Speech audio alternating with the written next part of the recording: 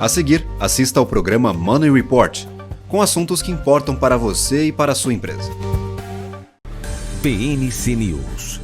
Informação que gera valor.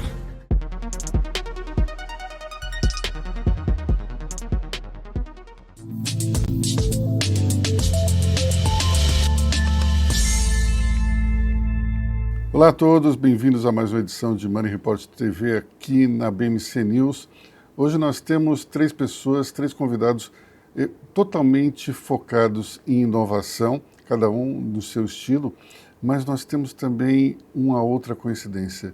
São três Alexandres, por assim dizer. Nós começamos aqui pelo Alexandro Barsi, que é da Verity, empresa de tecnologia voltada para a aceleração digital. Temos aqui Luiz Alexandre Chicani, que é CEO do grupo que tem várias empresas voltadas para a saúde, encabeçada pela Bencorp. E temos também aqui o Pedro Alexandre, da Wibix Company, que é uma empresa voltada para blockchain, explorando muito a área de publicidade e também fidelidade. Então nós temos aqui três Alexandres, na verdade um Alexandre e dois Alexandres, mas vocês três têm outra característica em comum. Você é de Jundiaí, mora em Jundiaí, você em São José. Chicani fica aqui em São Paulo, é quase que meu vizinho. Somos. Mas nós podemos dizer o seguinte, ele é um cidadão carioca por excelência, porque ele passa os finais de semana dele lá no Rio de Janeiro. Então, nós temos aqui três Alexandres que têm, digamos, um relacionamento especial com outras cidades que não São Paulo. Então, vamos começar justamente pelo Alexandro, que todo mundo chama de Barsi, né? Por aí. Sim, Luiz.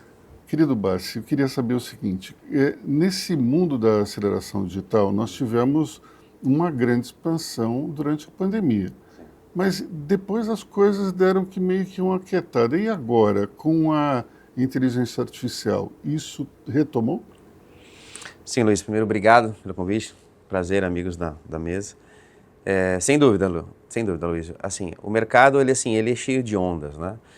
Da mesma forma que a gente teve aquele grande boom, né, da inteligência, da transformação digital no período do Covid, né, que muitas empresas estavam correndo atrás, porque as empresas estavam andando meio que de lado, né, sem investir em tecnologia. A tecnologia não era o grande, ela era para manutenção dos negócios, e aí de repente veio a questão da Covid e transformou digitalmente.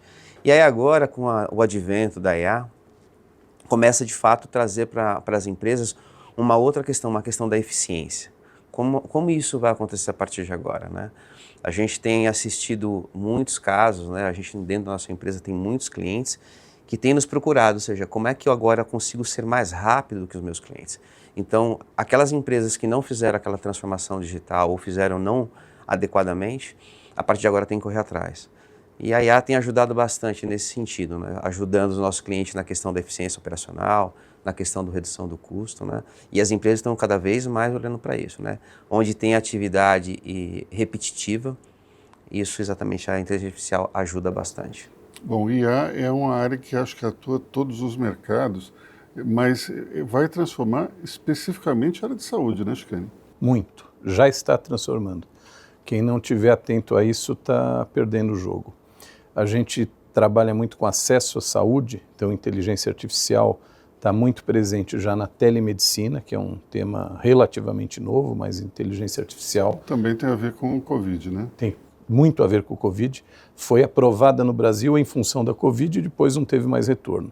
Mas outras áreas, por exemplo, diagnósticos, então a parte de radiologia, você tem uma eficiência muito maior e uma velocidade muito maior quando um diagnóstico é feito primariamente com inteligência artificial e depois vai para o profissional para fazer uma análise, juntar os dados, ver se tem algum desvio, mas a inteligência artificial está mudando o nosso jogo, com certeza.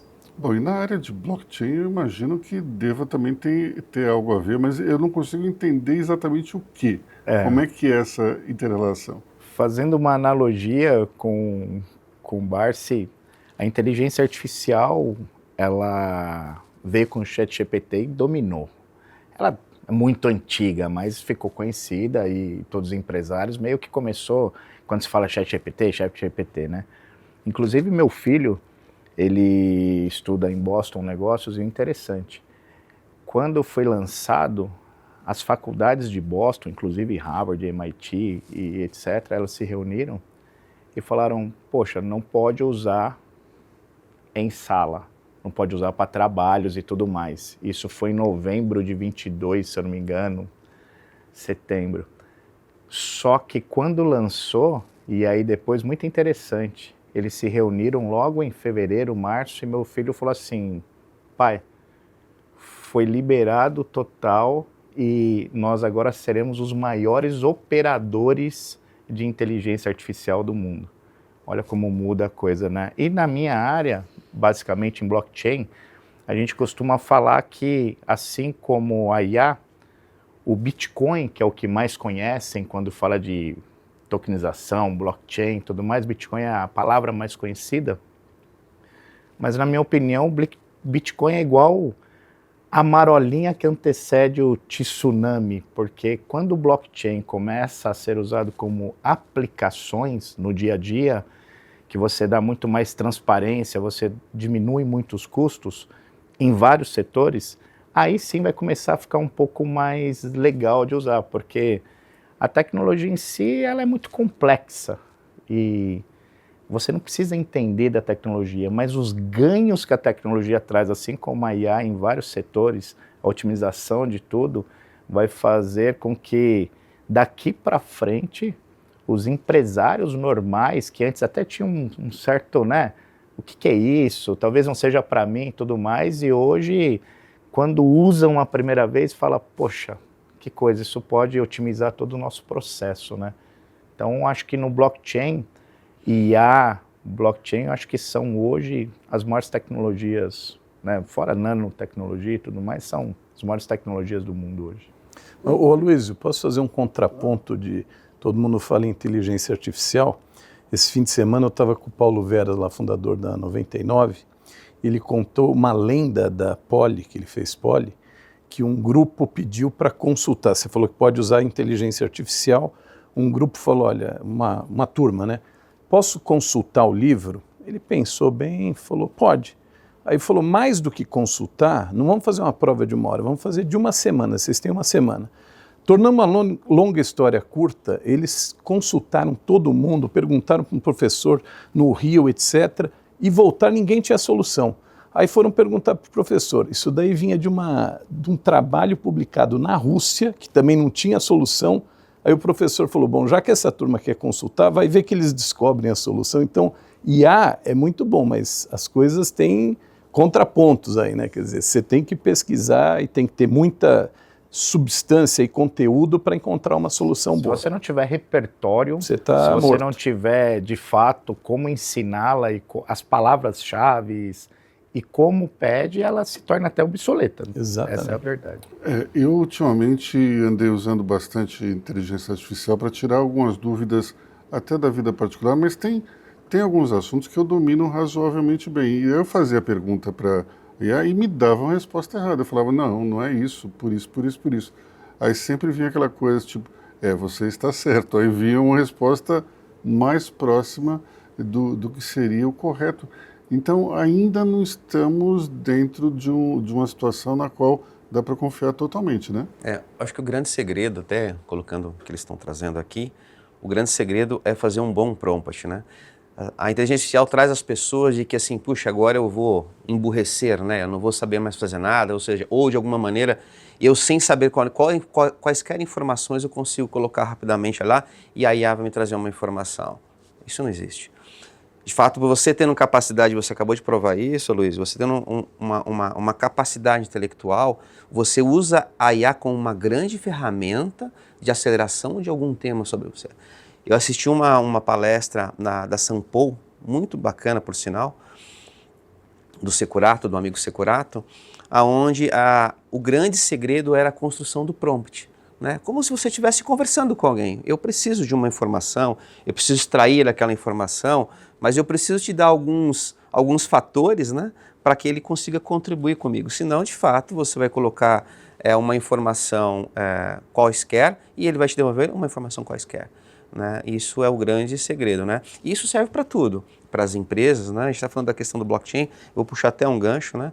Que é a questão da IA, do blockchain e da questão da segurança, né? A gente vai ter um desafio muito grande, eu escrevi um artigo esse dia sobre isso, exatamente qual é o tamanho da responsabilidade das empresas agora, Luísio, sobre a questão da segurança dos dados, né? Porque hoje está todo mundo acesso, popularizou, qualquer pessoa tem acesso a IA.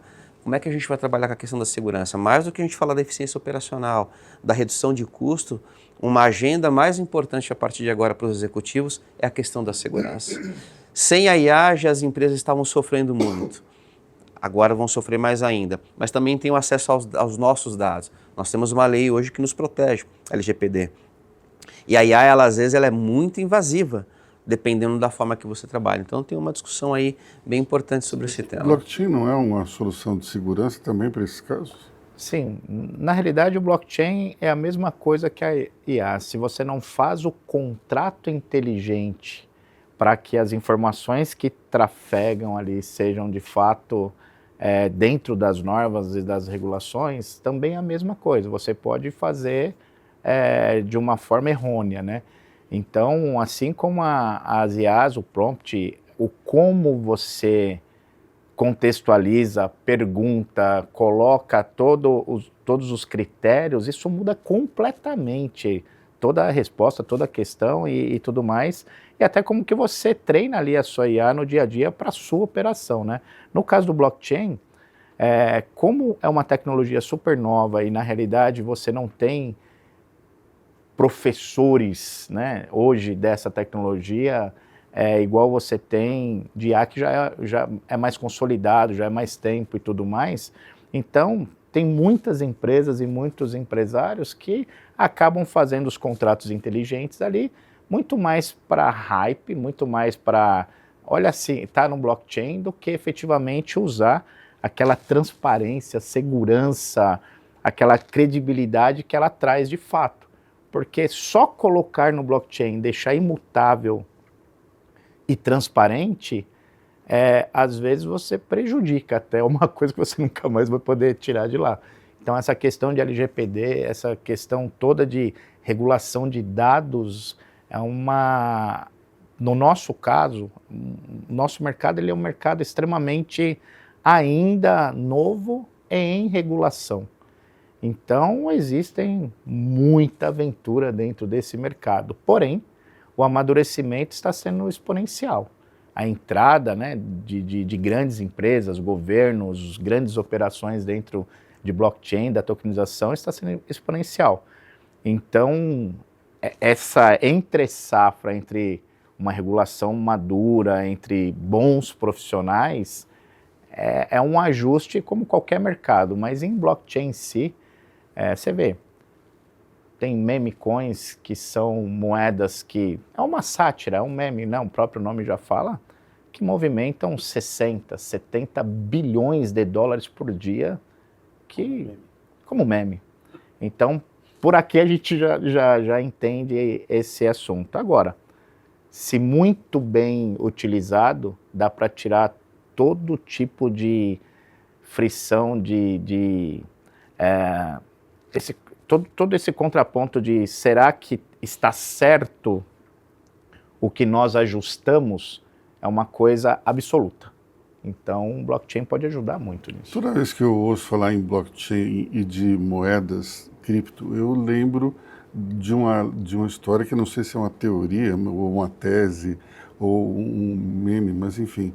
Mas falam que o Steve Wozniak, ele fez uma aplicação em blockchain, esqueceu a senha e perdeu a aplicação. Eu não sei se isso é verdade ou não, mas isso mostra que a senha é tão importante nesse caso que não tem como burlar. A senha a gente chama de chave primária, nossa seed, né? Ela pode ser composta de 12 palavras ou é uma hash gigantesca.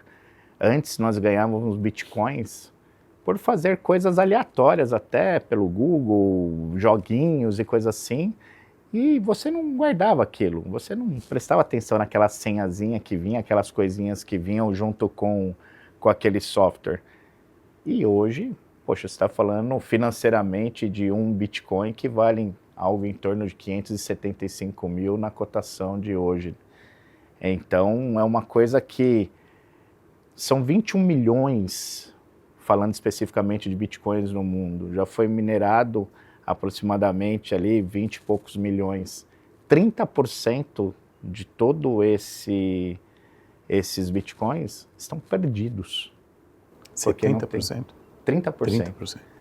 Se você levar um número de 575 mil, é muito dinheiro que está por aí, não é?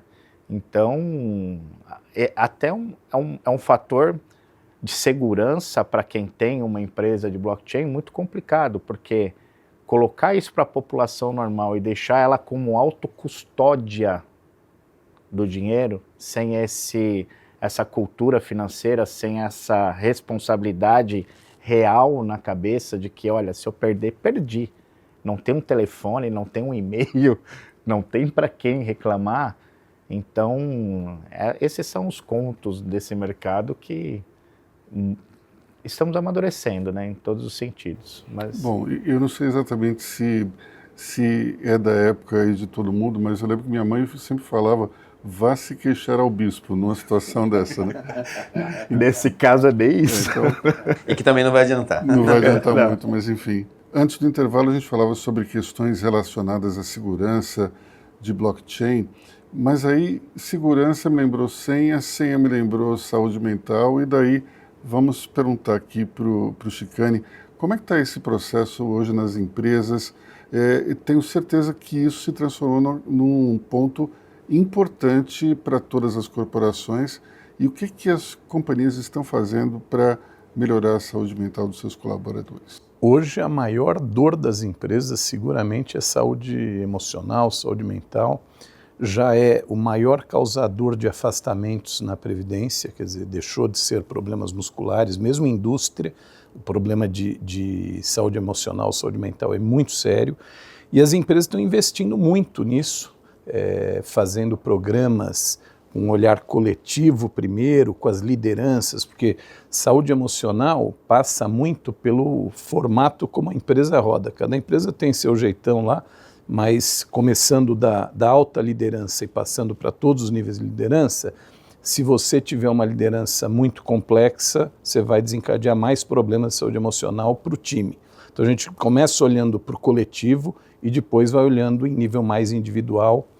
As empresas estão investindo muito nisso, é uma dor concreta, e quem não estiver atento a esse tipo de problema vai ter muito absenteísmo, vai ter um presenteísmo da pessoa estando lá, mas estando totalmente fora do ar. Somente de corpo presente. Corpo presente, produzindo muito pouco e adoecendo e levando os seus colegas a ter uma situação mais complexa. Quer dizer, esse é o tema da vez hoje em dia. Agora se fala muito também em burnout nos dias de hoje.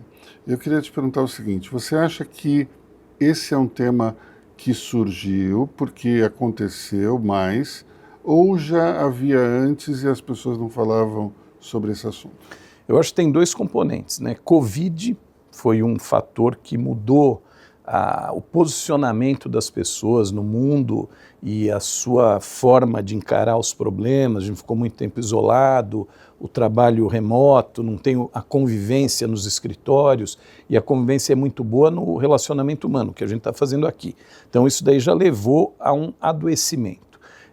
O outro fator é que, se você olhar essa geração mais nova, o que a gente observa é que eles têm menos resiliência, então acho que estão mais suscetíveis a ter essa sensação de burnout, ou a chegar exatamente a um burnout, o que reforça o que a gente estava falando antes da empresa investir em tratar os sintomas antes de chegar no burnout. Quer dizer, o burnout é o pior momento e infelizmente a gente vê jovens, lideranças, e para você reverter esse quadro é muito mais complexo do que você fazer algo preventivo, como qualquer questão de saúde, né? Melhor prevenir do que remediar. Eu vou fazer uma provocação aqui, que é a seguinte: se fala muito na falta de resiliência dessa nova geração. Agora, eu vou falar uma coisa para vocês. Diziam a mesma coisa da gente quando a gente era garoto. Não é verdade? Pensa no que os seus chefes, seus pais diziam da gente.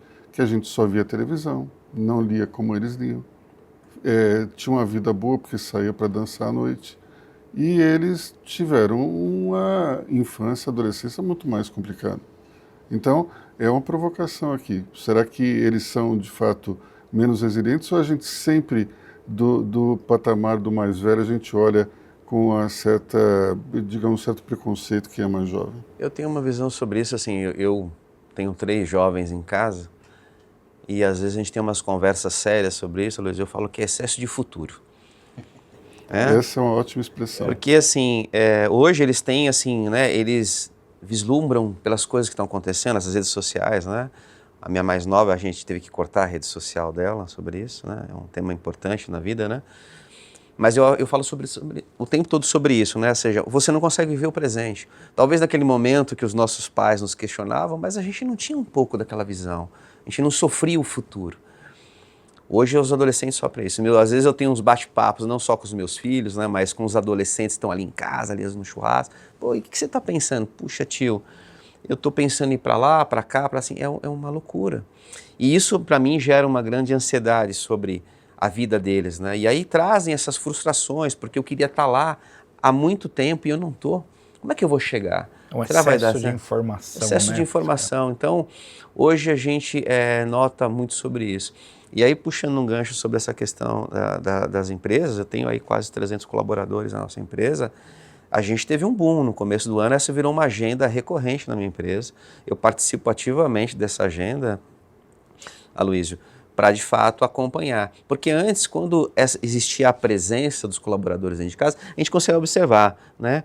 O Alexandre acho que não está legal, e aí a gente rapidamente avisava, e em casa? Eu tenho que inspirar de que a família faz. Então a gente colocou um agente, um colaborador nosso, né? A gente tem lá distribuído, chama os anjos dentro da nossa empresa, que às vezes quando a gente começa a perceber que algum colaborador não está legal, a gente pede para o nosso colaborador autorizar, para que ele permita que a gente ligue para a mãe dele, para o marido, para a esposa, para saber como que ele está. Isso tem sido sucesso. Você falou, puxa, a gente está achando que ele não está legal mesmo. Vocês observaram? Às vezes numa call, numa vídeo, a gente tem observado sobre isso. Essa é uma agenda muito importante dos executivos. A gente faz um trabalho muito forte sobre isso. A diferente, igual aos meus filhos, né? A minha empresa tem muitos jovens, né? Eu sou o mais velho da empresa, né? Talvez depois de mim eu talvez seja alguém de 35, né? E entre 20 e 35 tem várias pessoas, né?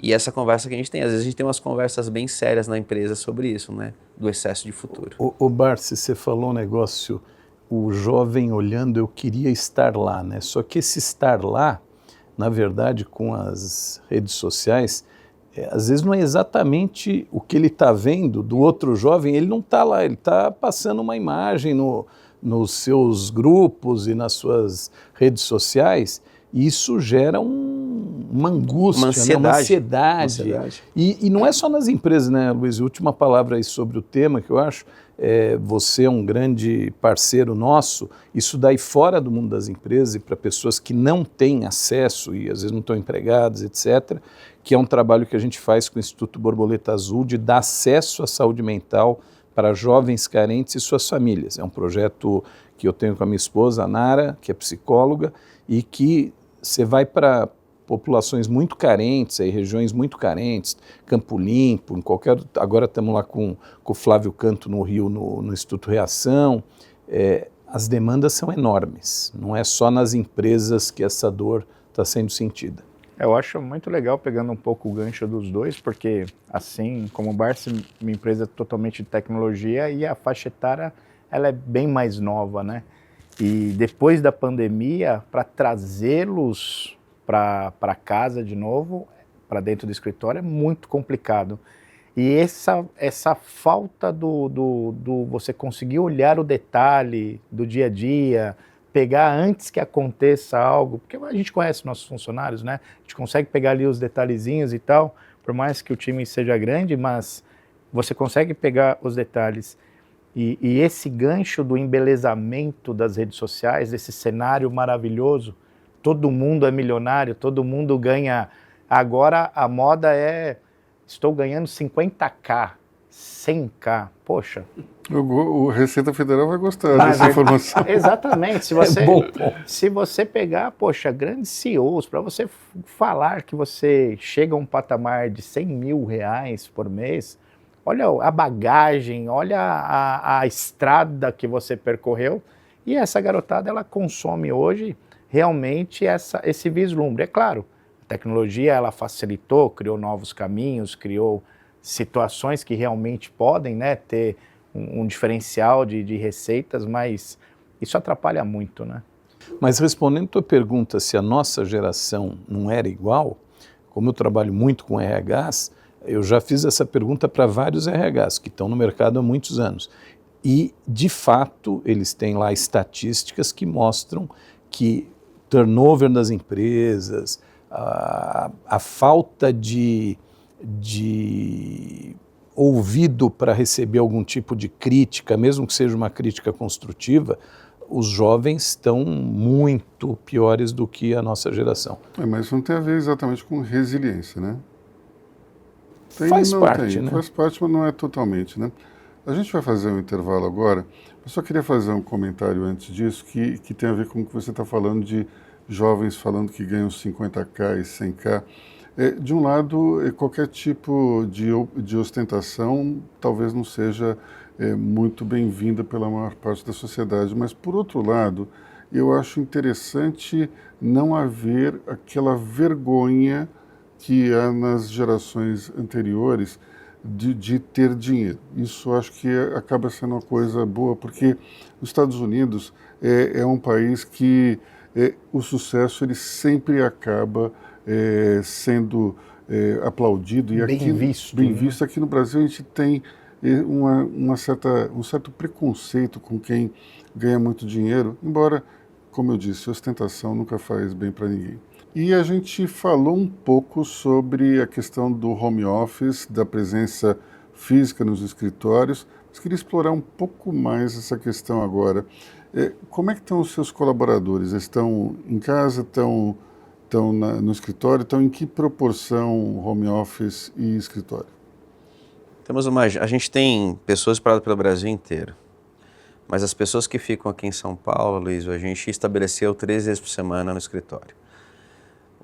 Digo para você que foi uma grande resistência, 3 vezes por semana no escritório, né? Assim, poxa, como, né? Eu tô aqui vivendo tranquilamente, né? O trânsito e tal, e a gente conseguiu provar, né? Gerando alguns indicadores iniciais, de que estarmos juntos no mesmo ambiente, a facilidade da comunicação foi muito maior. A liderança, sem dúvida, né? Tem que estar 3 vezes por semana, eu faço parte da liderança, cumpro a minha obrigação, né? Vendo o exemplo disso, mas tem sido muito bom. Então, a parte que fica aqui, são 30% dos nossos colaboradores fica em São Paulo, então a gente lota o nosso escritório, né?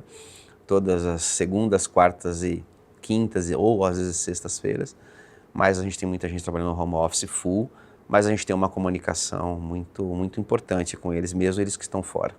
E você, Gicane, como é que é? Bom, a área de saúde sempre foi mais presencial e durante a pandemia a gente trabalhou muito, a gente tem hoje mais de 50 ambulatórios aí nas empresas, a gente tem que estar presente lá, firme. A gente segue a agenda do cliente, então o Magalu tem uma agenda lá, a Drogasil tem outra. Na administração, a gente tem de 450 pessoas, 200 mais ou menos estão lá na Paulista, a gente ficou muito tempo só no presencial. E agora cedemos um dia de home office, 4 presenciais, até por uma questão de competitividade, para ter... Mas eu, particularmente, sou um grande adepto do presencial. Acho que a gente está crescendo, isso é um sinal que o presencial conecta as pessoas, está todo mundo alinhado. Então, mas agora estamos 4 presencial e 1 home office. E lá na Williams? Lá eu compactou com o Gicane que presencial sempre aflora, tudo acontece mais rápido e melhor, mas lá nós temos 70% home office e 30% escritório, e é uma briga também para trazê-los para dentro do escritório. É quase uma confraternização que acontece, por mais que você coloque ali a cultura, coloque as metas e todo o roadmap a ser implementado, mas atrapalha um pouco, no meu ponto de vista. Eu sou adepto sempre ao presencial e eu tento diminuir, e uma das agendas minhas esse ano é tentar diminuir o máximo em 25 essa diferença de 70-30, porque é visível quando nós fazemos os nossos mutirões presenciais o quanto que a empresa ganha, o quanto que até nós como parceiros ali começa a se entrosar de uma forma não diferente, mas assim como sempre foi, né? E não esse distanciamento. Então, é difícil, é 70-30 hoje. Ô, Luiz, tem um ponto aqui, só para ver lá fora, né? O filho de um grande amigo nosso, Arnold, está na Microsoft lá em Boston, e ele tem a facilidade de estar no presencial ou no home, lá mais livre, vamos chamar assim, porém, quem está no presencial, ele é o escolhido primariamente para as promoções, quer dizer, tem uma linha lá, tem uma sequência de promoções que o presencial tem a prioridade da promoção. Então, de um jeito ou de outro, a turma começou a voltar, porque não queria ficar parado na carreira. É um bônus por, né? É um bônus. Ficou mais esperto, né? A não ser que você não queira, né? Se tiver em vários empregos, aí você não precisa da promoção. Agora, por que nós somos mais criativos, produtivos e proativos na presença física? Por que será que isso acontece? Será que é o calor humano? Será que olhar no olho da pessoa te desperta alguma chama criativa? O que vocês acham que acontece nessa hora? O senso colaborativo, né? O senso de... pertencimento a um grupo. Sim, e sempre que você está em conjunto ali num brainstorm, por exemplo, ou numa solução de um problema, você sozinho você tem as suas limitações. E em conjunto, não, elas se somam realmente. Não que elas não se somem quando você está em home, mas você fica um pouco mais independente, você fica mais isolado. Você usa esse momento para se autogerenciar, mas você acaba quebrando ali o cordão umbilical, né? Será que a gente fica mais concentrado quando está com a pessoa fisicamente? Porque numa tela você pode estar com algum outro dispositivo, alguém te chama, você muta a ligação e fala com outra pessoa, mas quando você está com outros seres humanos, é meio que isso te atrai de uma forma mais forte, né? Eu tenho visto, assim, a experiência é a maior prova disso, né? A gente gera menos fricção, né? E a gente sempre faz um teatro lá, muitas vezes, de alguns temas que você imagina se eu tivesse falar com você sobre esse tema, eu teria que marcar uma agenda com você, você teria que abrir seu computador, que as pessoas não estão na frente do computador o tempo todo, abrir o teu computador e para a gente começar a falar, tem toda a dificuldade de comunicação. A gente, nesses casos, o exemplo é a melhor forma, a gente traz esses exemplos, a gente tem uma reunião na empresa chamada Verity com você, e a cada 30 dias, né, a gente traz o que tivemos de ganhos quando teve reuniões presenciais. E a gente traz temas importantes. Então, às vezes eu estou ali batendo um papo, eu ouço Chicane falar sobre algum tema e eu passo o ouvido e falo, Chicane, eu consigo te ajudar sobre isso. E aí a gente começa a conversar e em coisas de 5 minutos a gente resolve aquela situação. O Alexandre me fala um determinado tema e aí a gente rapidamente. E a gente traz para a turma isso, Luiz. E mostra que este ganho do presencial, do calor humano, da discussão, ele é muito mais rápido, ele é muito mais fácil. Então a gente tem conseguido provar e aí é o exemplo, né? Pegamos lá o exemplo, né? Se fosse o caso aqui, pessoal, esse mês tivemos uma reunião, às vezes traz o tema um pouco mais não detalhado, né? Temos um bate-papo aqui, puxa, um tema super importante, o Chicane com o Alexandre rapidamente foi solucionado pela presença. É o senso de time, né? Acho que time envolve mais gente, você pode estar conectado, mas é o que você falou, o nível de conexão é muito maior, até por uma questão de respeito, né? Se está todo mundo aqui, ninguém está vendo exatamente onde está minha mão num call, eu posso estar olhando no WhatsApp e assim vai. A gente teve uma reunião de conselho esse fim de semana, de uma empresa aí que eu invisto, e foi o primeiro conselho presencial.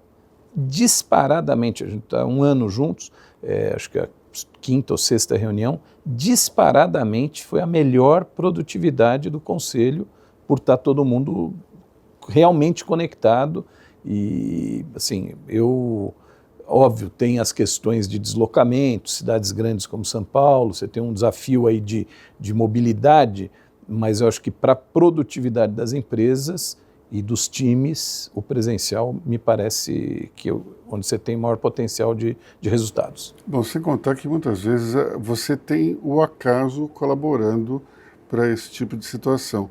Eu sempre lembro do post-it, da criação do post-it, que surgiu porque um sujeito teve a ideia do post-it, mas não encontrava uma cola que fosse fraca o suficiente para viabilizar a ideia. E tinha um outro sujeito que ele queria criar uma super cola e não tinha conseguido. Mas ele tinha conseguido uma cola que era muito fraca. E daí eles conversaram ali na cafeteria da 3M. Um falou para o outro da ideia, falou, mas eu tenho uma cola assim, e daí fizeram um post-it. O insight. O insight surgiu de uma conversa ali durante um café, que por sinal é onde se tem realmente grandes ideias, né? Você está ali naquele momento de descontração, tomando um café com um colega e muitas vezes se fala de trabalho e se tem ideias, né? E eu acho que sobre isso também, para nós, principalmente empreendedores, fundadores assim, essa conversa do café, essa conversa do dia a dia, ela traz muitos insights ali que às vezes, quando você está fora, você não está presente, a sua equipe não está presente ali naquela solução, naquele problema ou naquela oportunidade. Então esse cafezinho, ele é maravilhoso porque às vezes surge, né? Talvez em empresas muito grandes, muito organizadas, você tenha até um outro nível de resolução aí das demandas. Mas eu acho que empresas como as nossas, eu tenho essa questão da presença muito forte ainda. Falamos no início desse programa que tínhamos 3 Alexandres na mesa, mas eles têm também uma outra característica em comum, que é um envolvimento com startups, né? Todos aqui são investidores, ou então têm investidores também nas suas empresas. Então, queria justamente explorar um pouco isso. Barsi, como é que você está vendo esse mundo das startups depois daquela, digamos, explosão, daquele boom que nós observamos alguns anos atrás? Vocês que são investidores aí, pelo menos trafegam dentro desse ecossistema, para usar uma palavra da moda, como é que vocês estão vendo isso? Olha, eu vejo hoje que assim, deu uma parada, né? Não é mais aquele boom. A gente dias que as empresas estavam tentando a descoberta de alguma coisa nova, né? Tinha muita gente que tinha o budget da fé, né? A gente brincava assim, eu vou investir pela fé. Se isso vai dar certo ou não vai dar certo, eu não sei, né? Mas tá todo mundo indo, né? Eu acho que essa onda passou, né? As empresas têm sido muito mais consensuosas agora no que investir. E eu, como investidor, sigo exatamente esse mesmo movimento, né? Então, de fato, o que traz... Hoje a gente tem muita oportunidade. Tem muitas empresas nascendo, né? E a gente sempre fala que não adianta ter uma boa ideia, você tem que ter uma boa execução, né? Ideia tem para todos os lados. A gente me lembra que quando nos momentos de investimento lá atrás, né? Pré-pandemia, durante a pandemia, né? A gente olhava lá, a gente vai investir no cavalo ou no jockey? Né? Às vezes vinha lá umas pessoas brilhantes com uma ideia horrorosa e às vezes ideias maravilhosas com pessoas horrorosas na gestão, né? E a gente, puxa, hoje eu acho que a gente está investindo no jockey, né? Buscar pessoas que têm alta capacidade de transformar os seus negócios. Às vezes a ideia não é muito boa, mas a gente sabe que aquele empreendedor ali com a gente pode fazer muita diferença. Então, o que eu acho que hoje, no meu caso, Aloysio, e que eu vejo que meus parceiros, as empresas que eu presto serviço, têm feito esse movimento, investir de fato em aquilo que eu enxergo oportunidade, tanto no executivo, no empreendedor que está por trás, e algo que me traga de verdade, não mais pelo budget da fé, que eu vejo de verdade que possa contribuir e acoplar no meu negócio para transformar meu negócio a partir de agora. E você, Chico? Bom, budget da fé é mais fácil com Selic a 2, juros negativos no resto do mundo, você tem que realmente ter mais fé, né? Excelente. Com Selic em 2 dígitos, você já fica com uma fé um pouco mais abalada. 2 dígitos e subindo. Então, acho que isso mudou.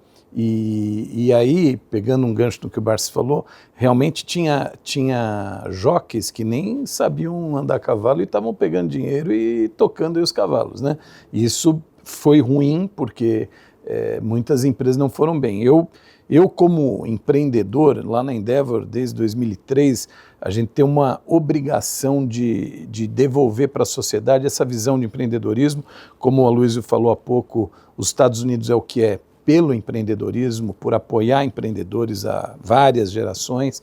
Então eu faço minha parte, estou sempre olhando, invisto, faço parte de vários conselhos dessas empresas, até para tentar ajudar, principalmente a parte comercial, né? Porque o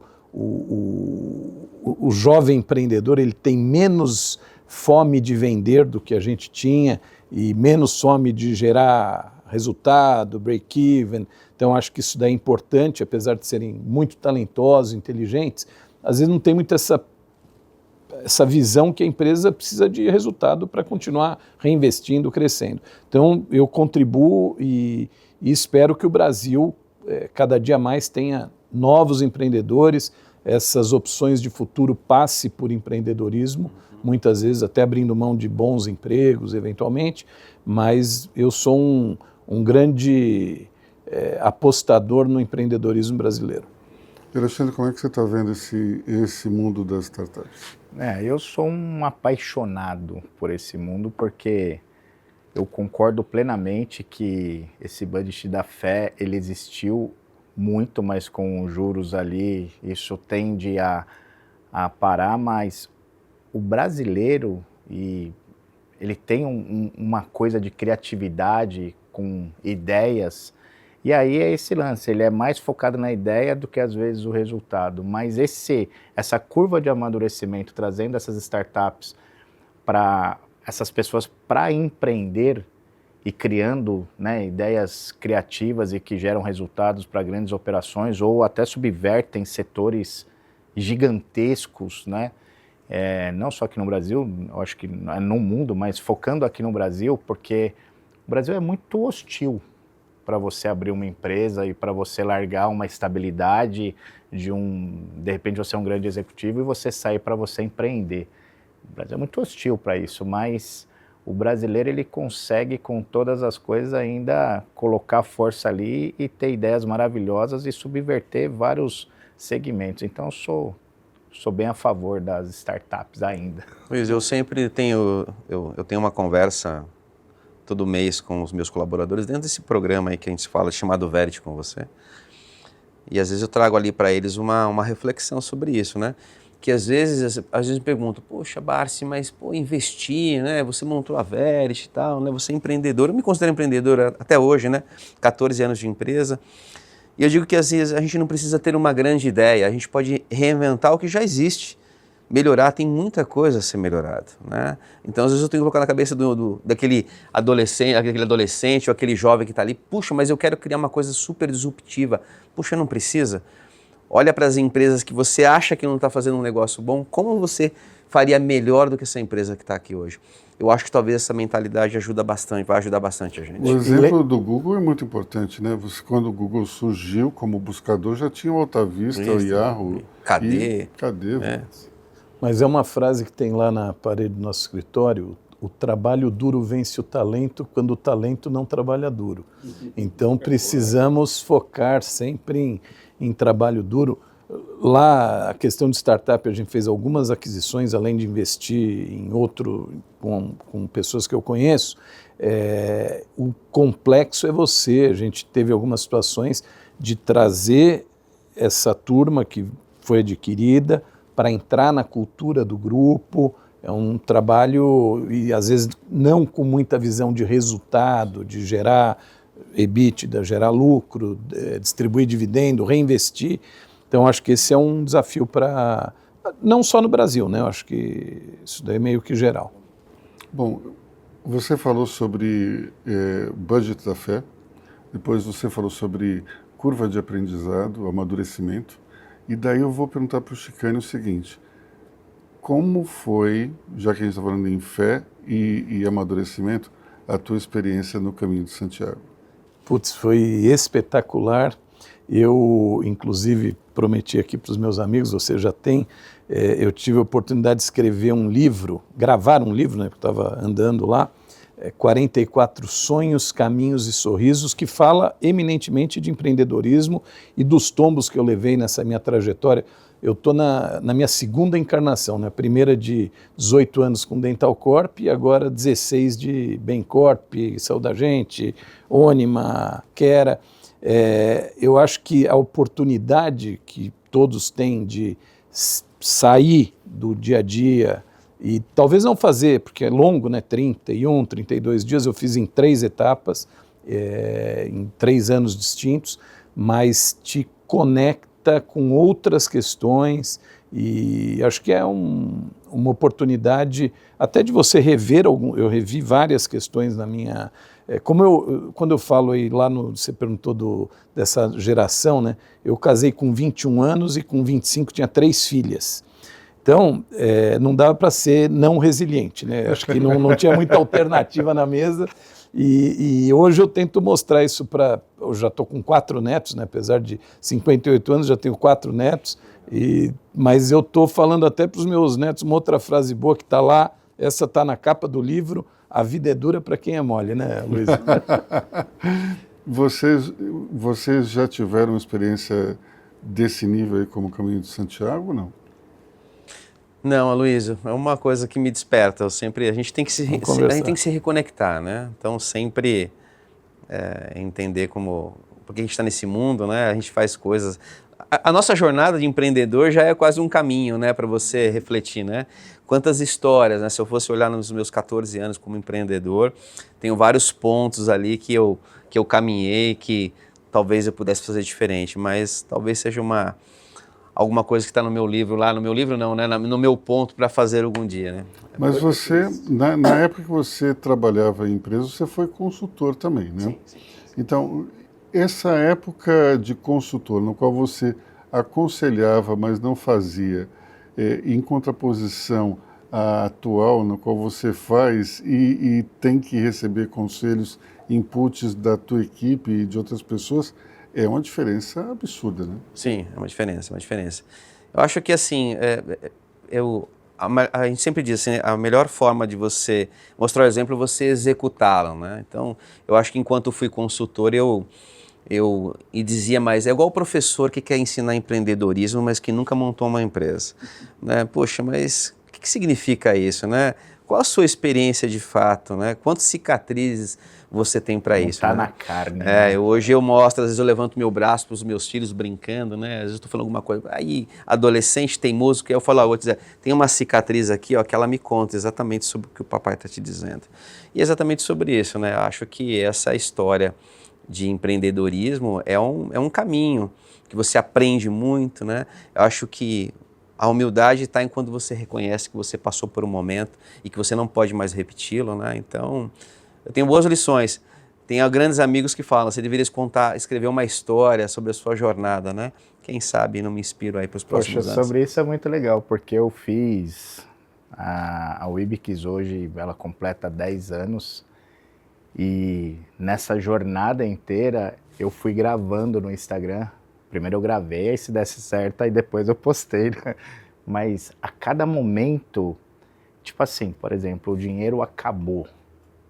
Eu vou usar uma frase do Geraldo Rufino, né? Não é que eu falei, eu fiquei sem dinheiro momentaneamente, né? O dinheiro acabou, tive que vender o último imóvel que tinha, que era o que eu morava. Só que eu gravei toda a trajetória inteira e coloquei no Instagram lá para inspirar, a ponto assim de não ter dinheiro, estar endividado, depois ter dinheiro, então passar por essas fases, mas no momento. Então fui fazendo isso para que, até mesmo a intenção foi o meu filho, que hoje tem 23 anos, eu tenho uma filha de 14 também, mas para que ele visse ali o exemplo, né? E é muito legal quando você pega reportes ali de pessoas que falam, poxa, eu vi seu vídeo e é muito legal, porque me inspirou. Você falando assim é muito legal, porque inspira a fazer. Um dos capítulos do livro é Eu achei que estava rico, 3 pontinhos, mas o dinheiro acabou. Então aí conta exatamente que... E aquela história, você sabe, né? Os nossos avós sempre falavam, dinheiro não aceita desaforo, né? Tem que ter uma visão conservadora. Às vezes os jovens vê 50k aqui, 100k ali, aí acha que tudo é fácil, mas acho que temos que ter um olhar conservadora em relação a investimentos. Barsi, você virou empreendedor por vocação ou necessidade? Eu virei, na verdade, porque eu era ingerenciável enquanto comercial. Eu não queria, assim, às vezes eu olho meu filho falando comigo, eu falo, pô, esse garoto vai dar trabalho, que nem eu dei quando eu tinha 30 anos, quando eu resolvi montar meu primeiro negócio. Eu sempre fui muito intranquilo, então eu queria fazer diferente, né? Tanto que o nosso slogan da nossa empresa é fazer o melhor sempre, né? Então, foi uma necessidade, assim, e aí acho que a vida vai te colocando nisso, Luiz. Eu vim trabalhando como executivo de grandes empresas, chegou um determinado momento, falei, puxa, eu não quero mais isso. Eu tinha uma das coisas que eu sempre falo, né? O que você leva dessa vida são relacionamentos, né? E eu tinha bons relacionamentos naquele momento, e aí eu cheguei para alguns clientes, né? Que eu sempre fui comercial minha vida toda, e aí eu falei assim, puxa, se eu montar meu próprio negócio, puxa, eu compro de você no CPF. O CNPJ que entrega, né? Mas o CPF no final do dia é que me compra. Puta, mas será CPF mais CNPJ. A partir de agora, você compra de mim? Compra. E aí, tenho clientes, que são clientes e amigos até hoje, que me deram o primeiro nome. E aí, então, foi exatamente por isso. Eu tinha uma tranquilidade de fazer. Então, eu não sei te dizer se foi uma... Obviamente que depois eu fui totalmente lapidado durante toda a minha história, né? De tentar fazer as coisas certas.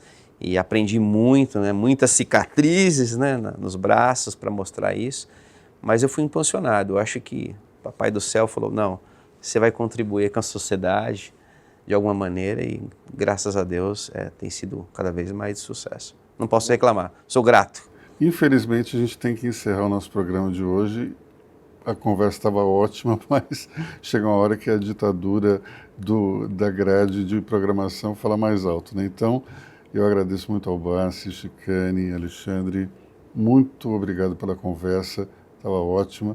E na quinta-feira que vem, a gente está de volta aqui na BMC News.